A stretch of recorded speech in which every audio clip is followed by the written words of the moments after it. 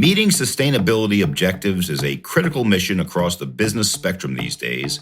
With commercial real estate playing a critical role, that mission is not merely a matter of do-good green investing. It's about fulfilling leases and contracts. It's about standards set by a board of directors. It's about adapting to new regulations, laws, and public policies. It's about long-term business strategy, and indeed, the bottom line. On this episode, we head to the CBRE office in New York City to sit down with two leaders behind a recent CBRE acquisition that will help clients advance their sustainability and resiliency missions. You used to have a guy in a room who would just pay the bills and keep the lights on, but it's way more complicated than that, and almost every organization is waking up to that fact. That's Miro Sutton, formerly the head of Renewable Advisory for NRG Energy, and now the freshly minted Global Head of Renewables and Energy for CBRE. At NRG, he advised Fortune 500 companies in all the nuances from power generation solutions like solar to tax credits, financing, and more. Miro will now lead a strategic advisory serving CBRE's client base across the globe. The question that we have every day that we wake up, which is, how do we simplify complexity to accelerate sustainability for our clients? And how do we do that in a way that is fiscally responsible and can actually create competitive advantage for our clients globally? And that's Rob Bernard, CBRE's Chief Sustainability Officer. With over 20 years of experience at the intersection of sustainability, business, and technology solutions, Rob not only advises clients on their global strategies, but oversees CBRE's own operational sustainability work, which includes a goal to achieve net zero emissions by 2040. Coming up, insights and advice for sustainability and resilience in a conversation with the leaders of a future-shaping practice. I'm Spencer Levy, and that's right now on The Weekly Take. Welcome to The Weekly Take, and we are here on a great day in New York City where CBRE just completed a terrific transaction with NRG's Renewable Advisory team. And to talk about the deal, we have Miro Sutton, Global Head of Renewable Energy for CBRE. Congratulations, Miro. Welcome to the team. Thank you, Spencer. Great to be here. And then we have Rob Bernard, CBRE's Chief Sustainability Officer, who was knee-deep in the deal, knee-deep in everything sustainability for the company. I know how hard you worked on this deal. Well, thank you, Spencer. It's well worth the effort. I'm excited about the road ahead. Great. And so just very briefly, the elevator speech, tell us why we did the deal. We have a very clear value proposition for our clients, which is we simplify complexity to accelerate sustainability. And we do it in three ways. We say, hey, we can do your end-to-end strategic blueprint on anything you need to do across occupier, investor. We can help you with that. That invariably leads to a number of projects that you absolutely should do because they're good for the environment and they're in the money. So we go, okay, great, we've done all those things, but now we still have 70 or 80% of our sustainability carbon problems still left because resource optimization only gets you so far. And up until today, we've kind of been helping some clients on their renewable energy. But with this acquisition of Miro and his team, we can confidently say, look, we can handle everything holistically, end to end, from strategic blueprint to resource optimization, and now accelerating decarbonization through energy and energy contracting. Miro, congratulations, first of all. Thank you. And why don't you tell us a little bit about Renewable Advisory Team? What do you do? Yeah, so the Renewable Advisory team that we founded at NRG, and now we're part of CBRE family here, that team is focused on helping major corporations, global customers, procure and get into the renewable space. We founded this business because it was really critical to make sure that we were able to innovate on the margins. And so what I mean by that is you take these structures, some of them do involve risk, right? These virtual power purchase agreements involve real risk. And being able to mitigate some of that risk while still enabling that asset to go onto the grid is critical. And I don't want to go down this rabbit hole, Spencer, too much. I think it'll just, people's eyes will glaze over. But long story short is, when done correctly, you can mitigate the first dollars of exposure on these virtual power purchase agreements. And this is done in such a way that the developers can still take this project and finance it, right? And it forces the developer and the customer to align better on their incentives, because it's forcing developer to pick up upside on the agreement and operate the project efficiently and correctly. So on an optimization level, that's one great example of how we're aligning the parties better, creating innovative structures, and pushing the market in a new direction. So you zoom out and you look at that 100 times over in many different things, from the individual contracts that we set up and templatize for our customers to use with developers, to just the negotiating assistance we give them. Every little part of this is bespoke in these massive transactions, and having a partner alongside you that can innovate on the fly and create something that is new, unique, but de-risked is something that most of our competitors cannot do. Rob, we hear the word sustainability means a lot of things. What does it mean for CBRE? So when we take a step back and we think about what's CBRE's role in sustainability in the world, let's just sort of set the table for the conversation really quickly, which is we're touching about 7 billion square feet globally, and the amount of energy and the big impacts that we can have across the entire ecosystem of commercial real estate is massive. And the question that we have every day that we wake up, which is, how do we simplify complexity to accelerate sustainability for our clients? And how do we do that in a way that is fiscally responsible and can actually create competitive advantage for our clients globally? The reason this deal is so exciting is we have a huge consulting division, but historically CBRE has not been an incredibly active player in the renewable energy space. And with today's deal, that all changes.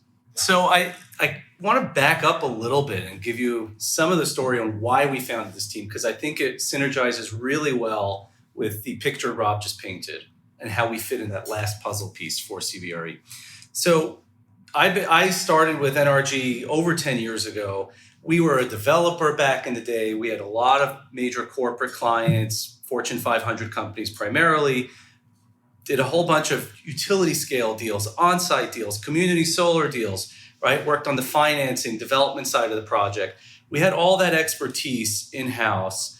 And 2018, NRG sold all of its assets, its infrastructure, its renewables to global infrastructure partners. And we said, what's missing?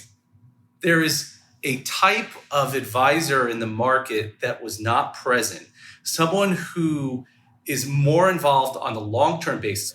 So we set up this team within NRG post-development to be able to service a huge client base that we had access to.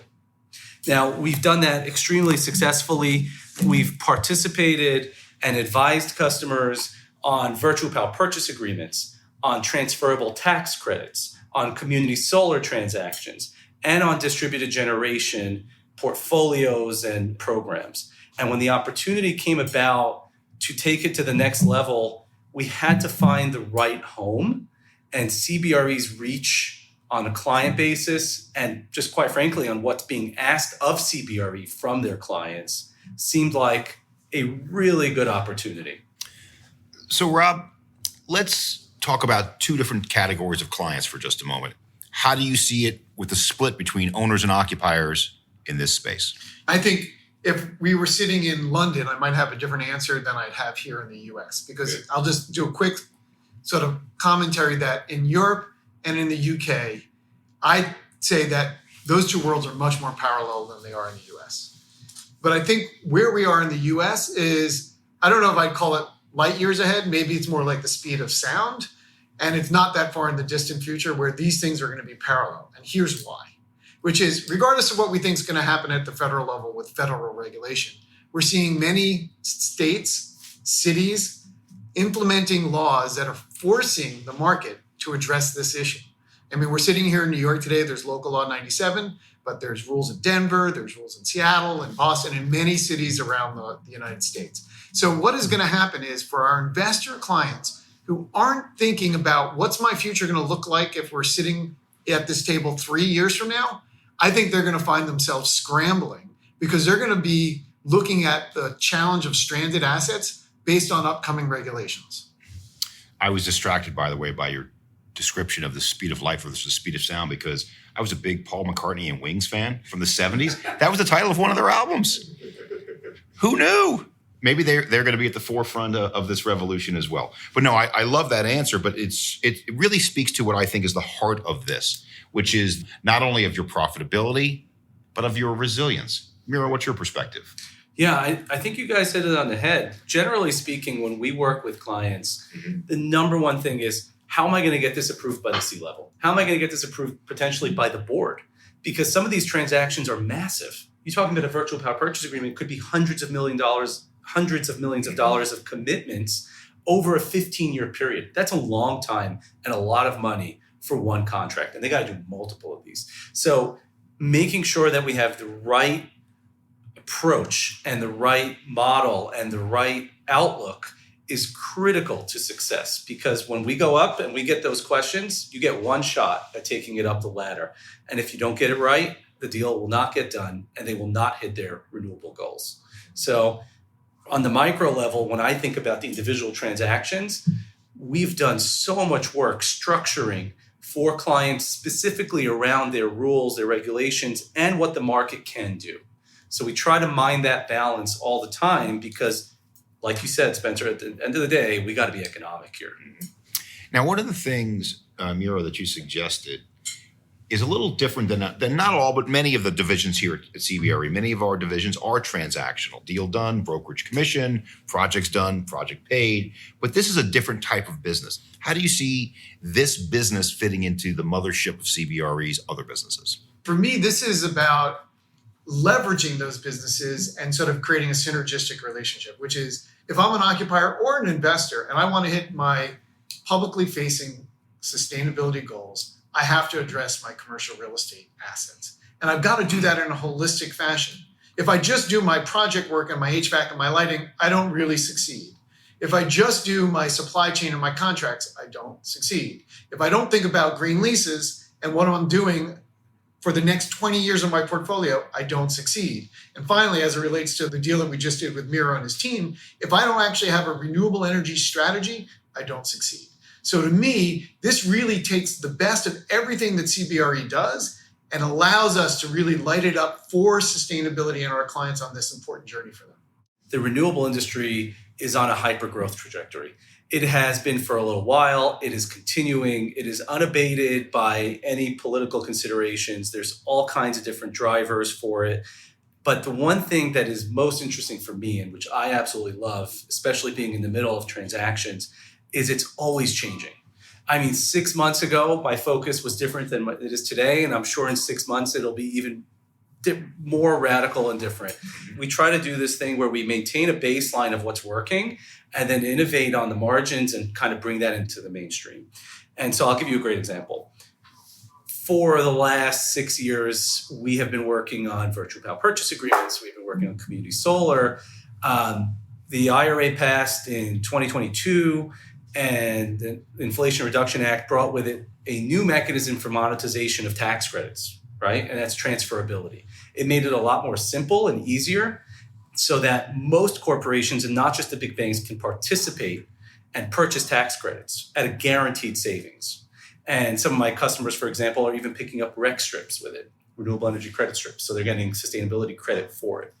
And yet now we're working on something else that's new, right? So every single iteration in this market continues to amaze me. So now we're working on utility scale storage. Most of my big customers who did virtual power purchase agreements back in the day, which are these massive transactions we were talking about earlier, these customers are now looking at batteries for a totally different reason. They're looking at their positions in the market, their as produced energy on these renewable assets, and they have to live with whenever the energy is produced, that's the price you get. But the batteries are the opposite. You control where the economics get created and you control where the revenue is produced. So for example, if you have a really low hour in Texas where it's negative pricing and you can purchase your energy for the battery then, and then you could sell it when the energy spikes. And this creates a really wonderful hedge against their existing positions.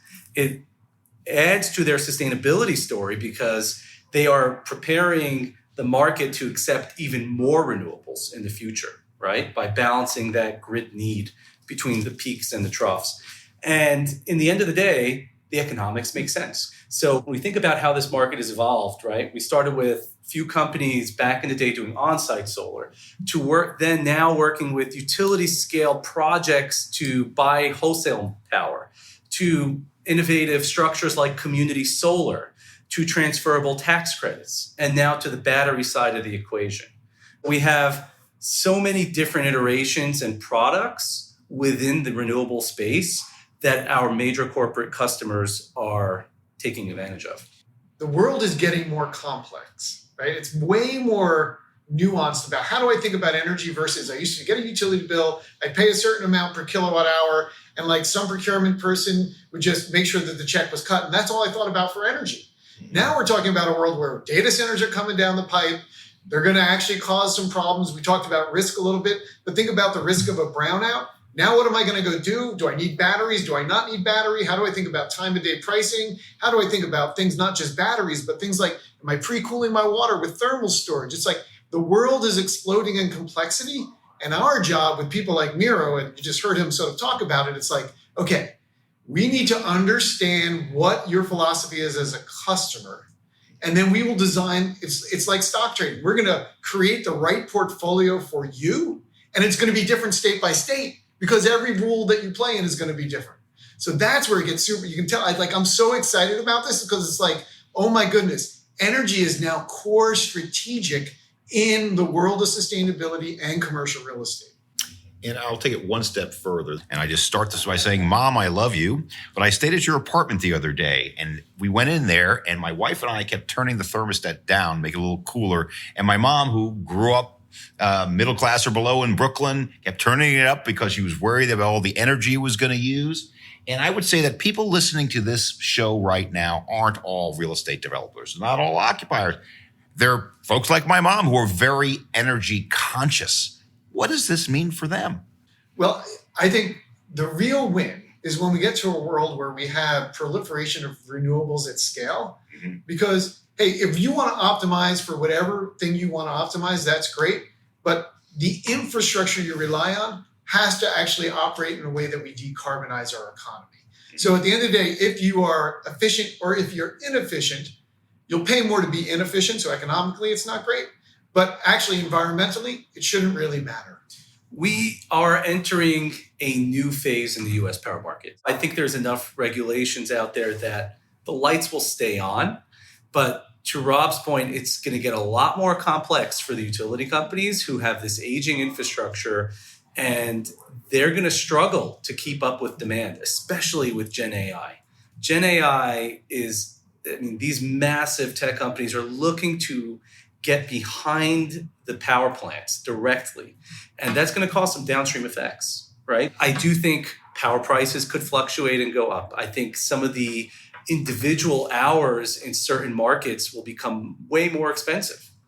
And when customers see this, now a lot of the residential customers luckily will be protected from this, Spencer. So like your mom's okay. But some of the corporate customers, they have to think very carefully around what is the right strategy. And that's a combination of operations, and it's also a combination of third-party contracts with how they participate in the market. And so to Rob's point, you used to have a guy in a room who would just pay the bills and keep the lights on, but it's way more complicated than that. And almost every organization is waking up to that fact. I'll tell you this, I have one customer who did a lot of work with us on the community solar side, did a lot of work with us on the virtual power purchase agreement side. And they have their C-level asking them, what are you guys doing to prepare for potential brownouts and service outages for us?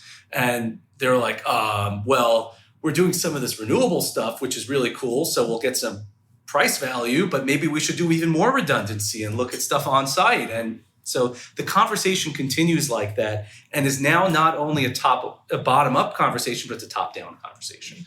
And I want to get back to what you were talking before about investors, which is, let's say you and I owned a portfolio of buildings, right? And it's only going to take one or two brownouts to make national news before people kind of panic. And I do think we're not going to run out of energy because energy is not a static commodity. We can create more of it. But like in this world where we can offer our tenants a portfolio that says, look, we're hardened against brownouts because we've optimized for thinking about batteries and storage. And so we can be in effect islanded from the grid for long periods of time, that creates competitive advantage. Oh, and by the way, you want to be a tenant in my building? I'll give you green power because the occupier does care. And if I'm the occupier, I want to rent in a building where my carbon footprint for my energy is zero. Like if I can offer that as your landlord, I have competitive advantage. Oh, and what does that mean? It means my rent roll's higher. It means even at the same cap rates, if we don't think there's differences in cap rate, I'm going to demand more for my building than my neighbor across the street who has brown power. I also want to go a little bit into how it works on the utilities side of the equation here. So when you think about let's actually back up one step further than that. The increase in power in the US, the demand for power in the US that's projected right now is something we have never seen before. To give you an example, power has been pretty flat over the last 10 years. We've had no load growth essentially in the US for over 10 years. So that dynamic has permeated into a lot of the utilities and the way they think about the grid. Over the next 5 years to 10 years, we're looking at easily 25% increase in power consumption. Let's just pause there, back up for just a second. Let's assume we ran the machine more efficiently. Don't add another power plant. Don't generate any more power. How much can we just pick up by running a better machine? Some of that would be, for example, EV adoption. EV adoption would be great for utilities. They'd love that, right? It's a lot of nighttime load, which is not stressing their peak capacities. So that would be great for the grid. And there is some of that that's going to be in that 25 to 30%, we'll even call it, load growth in the US. So EV capacity, but the bulk of this is going to be Gen AI. It's 10 to 20x, exactly. Yes. It's 10 to 20x the amount of energy Google when you search. go do a Google Gemini search versus if you just do a regular Google search. Now, if we want to go global, I mean, the numbers are astronomical in some countries, but this is going to drive, to Miro's point, massive load growth. But I like to remind people that as good as that example is, it doesn't take into account some of the medical and scientific research that Gen AI is going to be used for, which is just orders of magnitude over anything search will do. You're going to have your user demand for search for Gen AI, but then there's going to be a whole separate subset of Gen AI that's used to solve the biggest problems humanity has. And that's great for society. But we need to have the raw infrastructure, the raw energy there for it to use. And that's the biggest single challenge we have today. And it's really concerning because utilities are not ready for this. This is a fact. If we look at the interconnection queue, the ability to get onto the grid if you're a new generating asset, there's no lack of projects in that queue. You know what there is? There's lack of people to process it and to do the actual work on the engineering to upgrade it. So what we've seen is previously, I'd say even as little as 3 years ago, the interconnection queue could be as short as 12 months.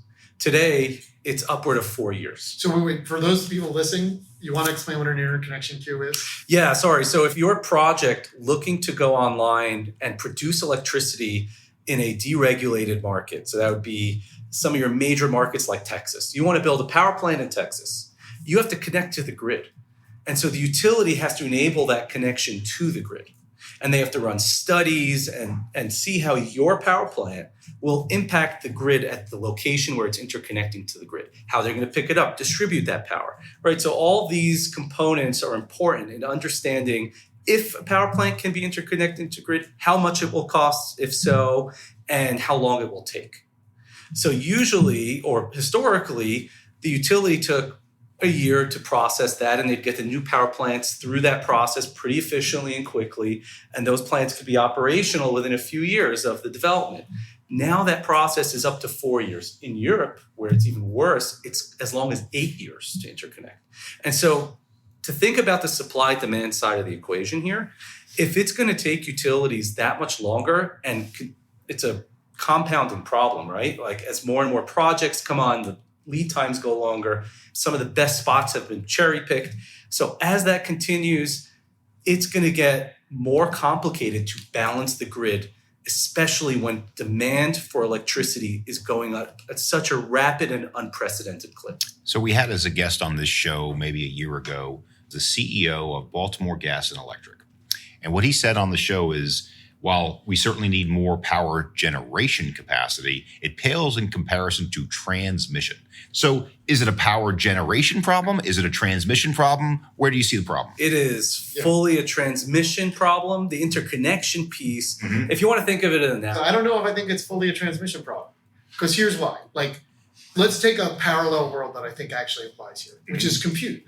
Yep. Which is, do I need more servers or do I need more handheld phone compute power and edge computing? The answer is yes. So you need more transmission, you need more distributed energy generation, you need more compute at the edge on these energy systems so that they can optimize and have bidirectional, not just energy flow, but information flow. This is why, like, this is so exciting, but it is a total transformation of how we think about energy. So while I agree that transmission is massively important, it is not the thing, it's a thing.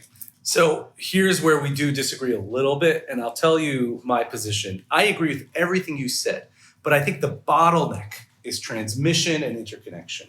So I think if you can solve for transmission interconnection, the generation will come. I think there's enough in the queue and the economics will support it such that it will get built.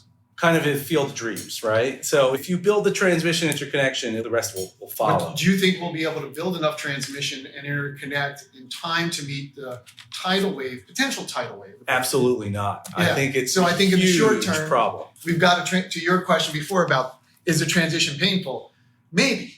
But this is where like capital flows are moving really quickly, innovation's happening, and so we are going to invent our way to this new future.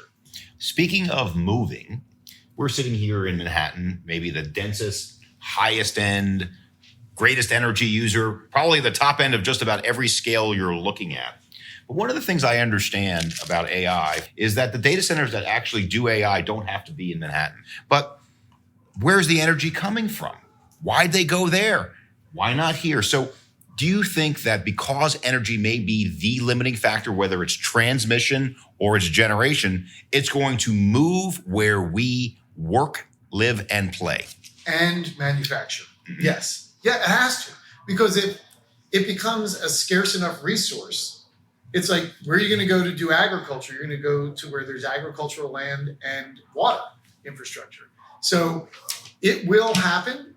The hard part is, of course, predicting where. One of the things I'm excited about around this acquisition and partnership that we now have, it's like we need to sit with our clients and have that conversation, which is, hey, where do you think your power is going over the next 10 years? And now let's talk strategically about which markets are highest risk, right? Which have the best advantage, and let us help you design your strategy coming from energy as a core ingredient, which historically it has not been. What percentage of this is forward thinking of being clean? What percentage is of protecting you from future change? So I'll let Miro talk about the energy side, but one of the things, it's an excellent question, is how do you think about climate risk and climate modeling? So we've actually spent the better part of the last year with a team of people throughout CBRE evaluating all the climate risk models that we could get a hold of around the world. And we ended up partnering with one of those companies so we could sit with our clients and say, hey, based on the most sophisticated modeling, here's your physical risk. And we'll talk about energy. And like I said, Miro can jump in there. But like there are multiple degrees of risk, and you certainly hit on one, which is a big part of how we think about this for our clients.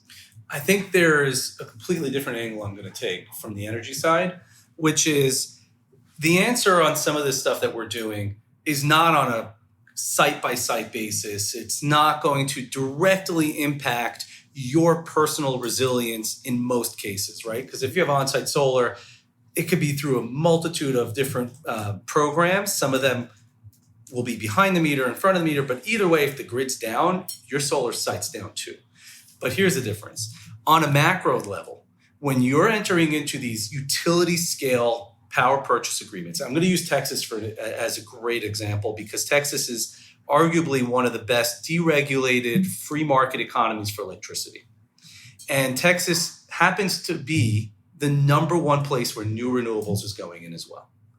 And so what's happened is if you think about a couple of things at the same time, you start to realize that the collective action of all the different clients leads to a more resilient grid. And so number one, we have to understand how power plants were funded previously. Usually you'd have low entry cost and then ongoing fuel costs. So you're able to optimize your power plant, your coal plant, your natural gas plant around fuel costs, and pricing in the market would vary based on that. For a renewable facility, all of the cost is upfront.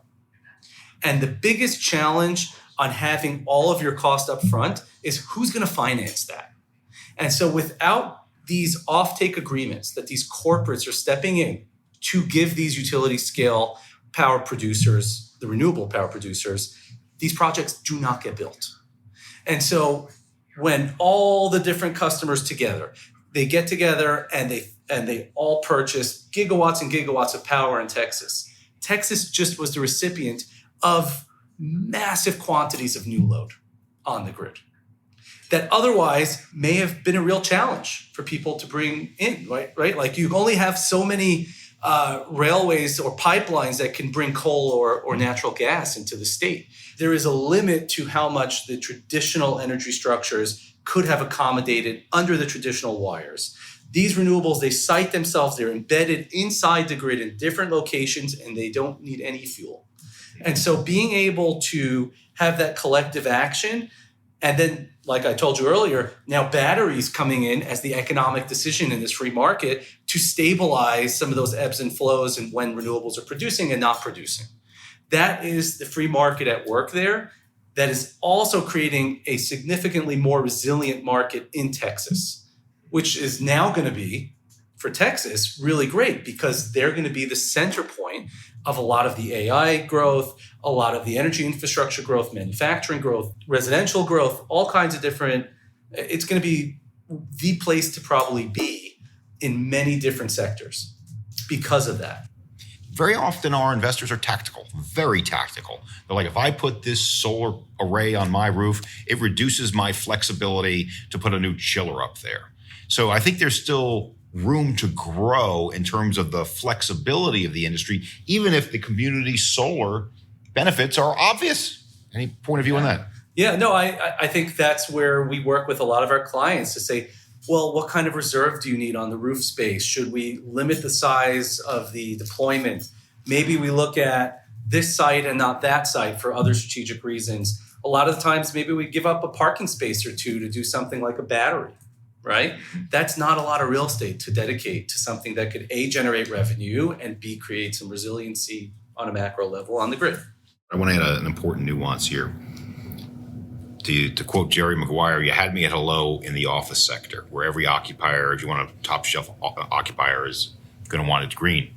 We're not seeing that level of adoption in industrial. We're not seeing that level of adoption in multifamily. Interestingly, probably the biggest laggard is multifamily. How do we change that? Industrials are actually some of our largest customers right now. They have a ton of real estate around the country. Let's say they have a mine and they're mining something. They usually own all the adjacent lots around the mine. And they're unused, completely unused. And they have 40, 50-year time horizons on whether or not they're going to use these. So we work closely with their internal stakeholders to figure out which parcels work, which do not, how long we can put something there. And then we take that to the market, and the developers are very interested in these parcels, right? They're close to load because the industrials consume a lot of power themselves. So there is load in the area, and they tend to be in pretty good markets to begin with. So we have been doing a lot of work with these industrials behind the scenes.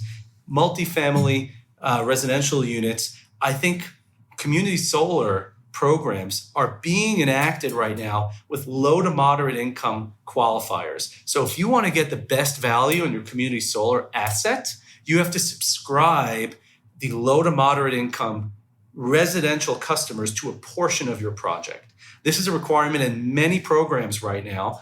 And these developers are just hungry, desperate to find these residential customers. So enabling that is definitely going to bring value to those residential customers and potentially to the owner of that asset. So the bottom line is, from the putting aside all of the other good reasons to put in green power, it cuts the electrical cost for the end user, for the individual consumer. In these markets where we are able to subscribe these customers to community solar, absolutely. So much focus of sustainability is on emissions, not on embedded carbon. It takes, is it now 30 years to get back the carbon you create when you build a new building versus an adaptive reuse of an older building? Well, I think cities need to look at that too. Maybe give some credit to this embedded carbon thing, because that will actually make us greener indefinitely, even if it makes you sacrifice some of these other goals. Any point of view on that? Absolutely. We will see, I think, a change over time. And to your point earlier, I think this is starting in the occupier space more than in the investor space, but I do think it's going to change, which is many of our largest clients are now saying, hey, look, we want to partner with you to build a new facility. Let's talk data centers. How do I do that with zero carbon concrete, zero carbon steel? And what's good is, and we're actually now in discussions with and partnering with Breakthrough Energy, Bill Gates's projects, because they've invested in a lot of companies who can deliver those solutions to clients. So there is a leading wave, I'll call it sort of leading edge set of clients who are starting to think about this embodied or embedded carbon issue. And it is a real issue. I would love to see legislation which rewards companies that have done that. I think that will come with time. Here's what I'll add. The market needs to be accessible, understandable, and easy for corporations to actually participate in it. So we are in the process of simplifying complexity for customers, but if the rules and regulations and the things we're targeting are too complicated, even for, let's call it for 95% of the corporations out there, they're never going to get done. And I have a great example. There's a push to 24/7 match your renewables right now. I think that's wildly ambitious. It's great if you can do it, right? So the tech companies out there actually pushing for this, I think that's great if they can manage that. 95% of the companies out there, it's going to be cost prohibitive, no matter how you slice it, right? Like we're not going to get to a point where you're going to get your average manufacturing company to increase their electricity cost by 50% to be 24/7 matched with renewables. Oh yeah, but I'm going to say I agree and disagree with you, because I remember vividly, I've been doing sustainability since 2007. One of the first events I went to was in 2008, and I sat around a table with the CEOs of many of the power companies across the country and a solar company. And the argument was solar will never be, quote unquote, never be viable. Yeah. Now, granted, we're now 16 years out from that event. But the point is, what you say today is true. But if we were looking at a horizon of 10, 15 years, when advanced companies, and Google sort of at the forefront of this, if they can be the leading edge of this thing and they push the agenda, and then we use things like AI to help democratize this stuff, I think those price point differentials definitely come down over time. So I'd like that statement you made to be proven wrong over time. Well, so I don't think we disagree. I'm going to tell you why. I think 10 to 15 year horizon, it could get there, but the regulation that's being discussed is today, right? So if they make the changes to the greenhouse gas emissions on how we account for them, and they force 24/7 matching today, it'll just mean that fewer companies participate in renewables, period, right? They're going to look at it and say, the bar is too high. I'm never going to get there. It's too expensive, not worth it. So for me, it's a function of, how do we do good regulation today to incentivize the right things? Miro, what would you like to see accomplished in the next couple of years? I want to be able to target all of the CBRE portfolio and optimize around what makes the most sense. So when I'm sitting here today and we've deployed gigawatts, saved our customers hundreds of millions of dollars already, now that we are internally inside CBRE, I would like to have a magnitude greater of that for our customers. I think the amount of change that we can influence in this vehicle is just enormous. And Rob's framing that he's hammered home a few times in this conversation, I think is exactly spot on. You got to know what you're doing first, how to do it, why you're doing it, what you're accomplishing. You got to take the low-hanging fruit of efficiency off the table and then solve for the rest. So I think that's the right framing. And I think with that, we can do some really awesome things. Rob, what do you see as the next couple of years? What would you like to accomplish? I think I'd like to accomplish what we've been talking about today, which is like we're very excited about all the nuances and the complexity and where all these markets are going to go. But at a very fundamental level, we should be able to sit with any client anywhere in the world and go like, look, we understand your goals. Let us help you get there. Let us simplify that journey so you can focus on the core things that you want to do with your businesses and go achieve success and not see sustainability as this train coming down the tracks at your company, but rather something that you just deal with in the regular course of business. And I guess it's probably the wrong word, but it's a word that I would use. Make it normalized. Make it just another way of doing business, just part of your everyday to-day business, rather than being what it is today, which is kind of this new thing that's a little scary. I think a lot of people wake up in the morning, they have to buy electricity, they have to do certain tasks to keep their business running. What I think the world is transitioning to, and we can help with that, is they're going to have to wake up and buy renewable electricity, right? So that is where the world is moving. And we want to make sure that that process is possible for them, digestible, and they can parse all the different opportunities out there. Again, going back to the first thing we said, through that economic lens that also covers their sustainability lens. Well, on behalf of the Weekly Take, what a great discussion. And Miro Sutton, Global Head of Renewable Energy for CBRE, we're just thrilled to have you here. Thank you. And our old friend, Rob Bernard, the Chief Sustainability Officer of CBRE. Thank you, Rob. Thank you, Spencer. For more practical insights and advice, please check out our episode archives on the podcast platform of your choice or visit our website. That's cbre.com/theweeklytake. We also hope you'll subscribe, rate, and review the show wherever you listen. We'll be back next week to take stock of the investing climate in today's market with a firm that's taking a unique approach to decision-making. We'll also sit down with the head of a privately owned firm that's been building since 1950 to talk about more than real estate, but also art, philanthropy, and more. We hope you'll join us for those enlightening conversations and others that we have in the pipeline. Thanks for joining us. I'm Spencer Levy. Be smart, be safe, be well.